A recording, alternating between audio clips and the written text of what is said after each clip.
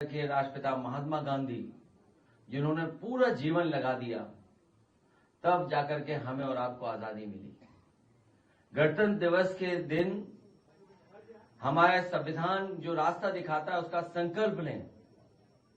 बाबा साहब भीमराव अम्बेडकर जी के बाद जो हमें संविधान मिला है, उस संविधान पर देश को और चला करके मजबूत बनाने का काम हम लोग करें।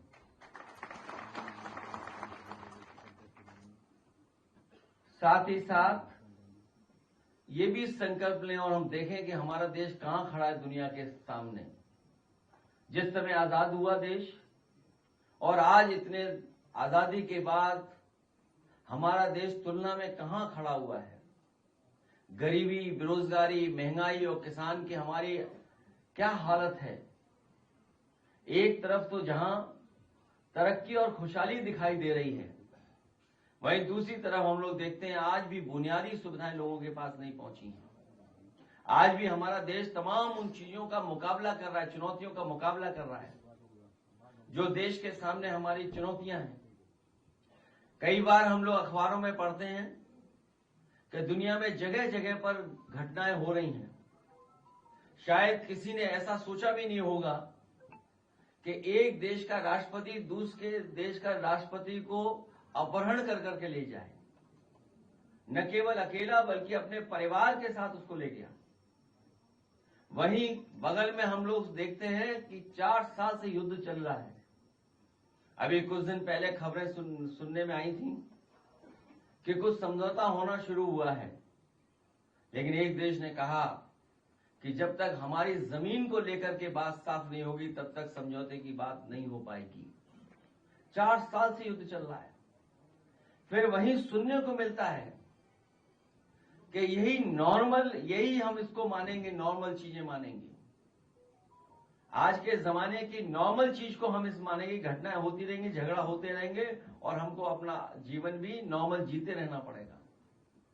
वहीं जब हम अपने देश को देखते हैं, ये सरकारें जो बड़ी बड़ी बातें बता रहे हैं, मैं कई ऐड देख रहा था आज अखबार में।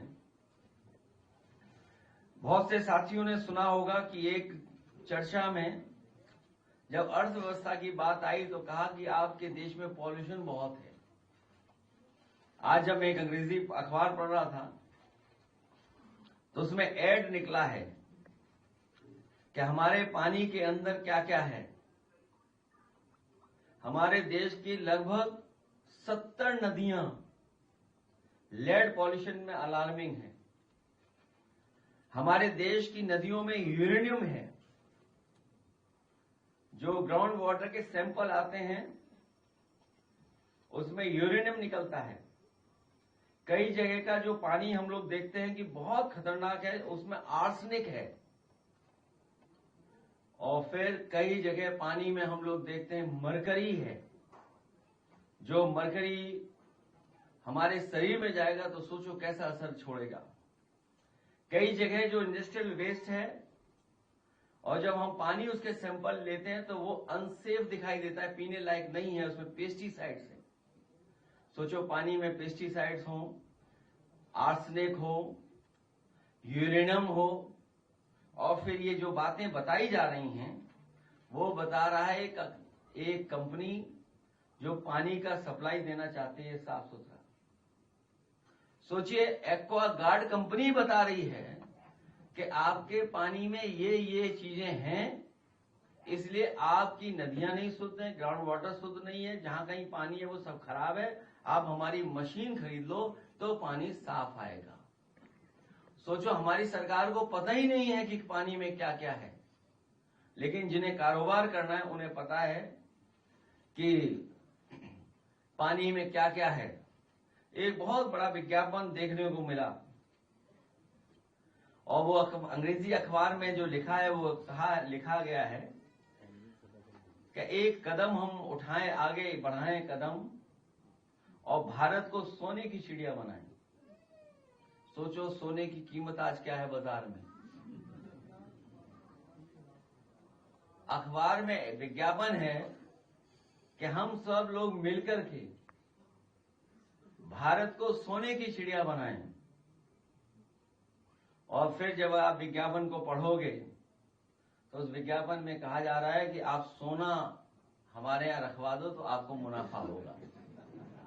ये जो आप सोना रख रहे हो 25,000 टन, ये भी विज्ञापन ले लो आप। तो ऐसे बहुत सारे आज के अखबारों के मैं पढ़ रहा था, देख रहा था, तो ऐसे कई हैं विज्ञापन या कई ऐसी चीजें जिन पर हम लोगों को चिंता व्यक्त करनी। और गरीबी, बेरोजगारी, महंगाई कहां पहुंच गई सोचिए, और खासकर पीडीए के ऊपर कितना अन्याय हो रहा है उसकी हम और आप लोग कल्पना नहीं कर सकते। अस्पतालों में इलाज नहीं। कल ही एक फोन आया मेरे पास और कहा उसने कि हमारा मरीज अस्पताल में था और डॉक्टर छोड़ नहीं रहा है मरीज को, और इसलिए नहीं छोड़ रहा है क्योंकि अभी पैसे का भुगतान नहीं हुआ है। तो मैंने उनसे कहा कि ऐसा करो, हम मदद कर रहे हैं आपकी, डॉक्टर का इलाज बाद में हम लोग कर देंगे।